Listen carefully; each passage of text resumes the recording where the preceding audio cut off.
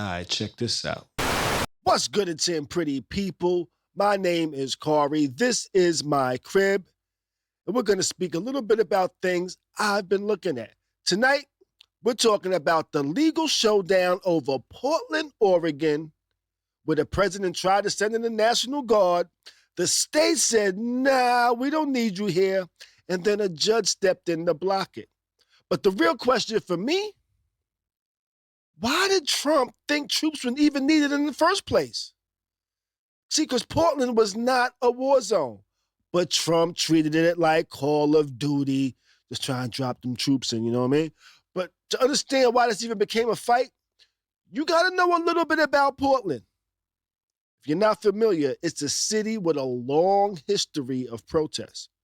Protests are not rare there. It's part of their DNA. There was Black Lives Matter, immigrant rights, climate change, police reform. Portland shows up. See, because that's the culture. But here's what made headlines this weekend. See, because protests flared around Portland's ICE facility. Federal agents deployed tear gas. Police made a couple of arrests. And there were even reports of fights breaking out. But we're going to keep it 100. Was there tension? Yes. Was there clashes? Absolutely. But did it rise to the level of needing the National Guard? Not even close.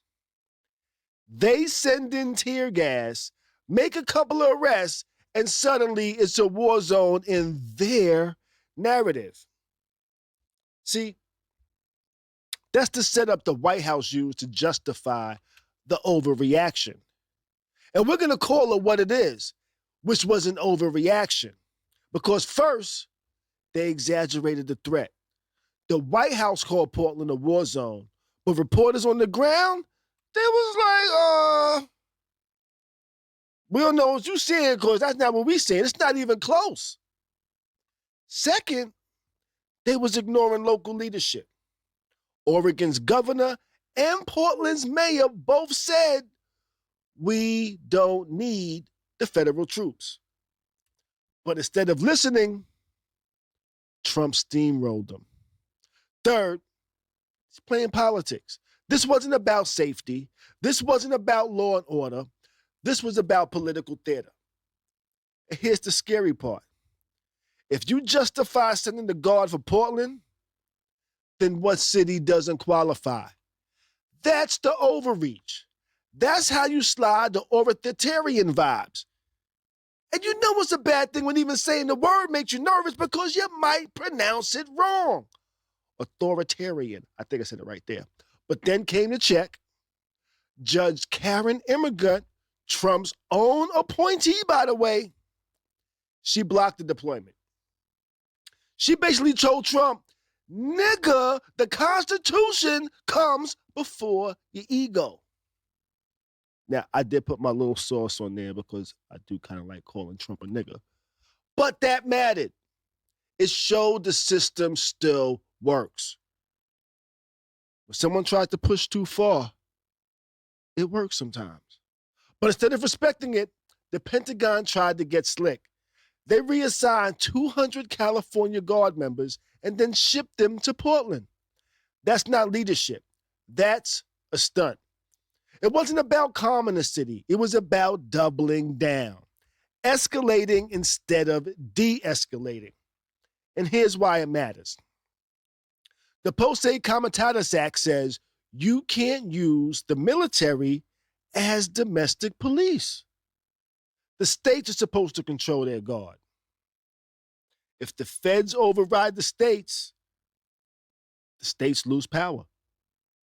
And once you set this precedent, any president could now send troops into any city they don't like. That's martial law without calling it martial law. Now let me bring this to me for a second. See, because I came up in the hip-hop era where protest wasn't just in the streets, it was in the music. You had groups like NWA saying, fuck the police. Public Enemy blasting, fight the power. Kendrick then reminding us, We gonna be all right. That wasn't background noise. That shaped me.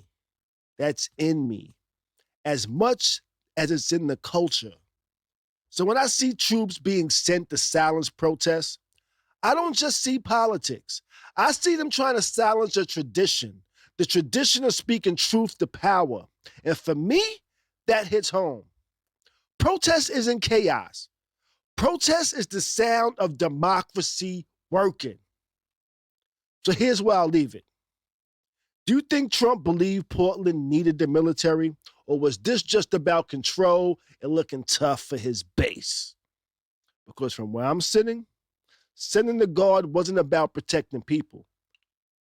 It was about protecting power. Do me a favor, drop your thoughts in the comments. Should a president have the power to send troops into a city against the state's will? Or is that crossing the line?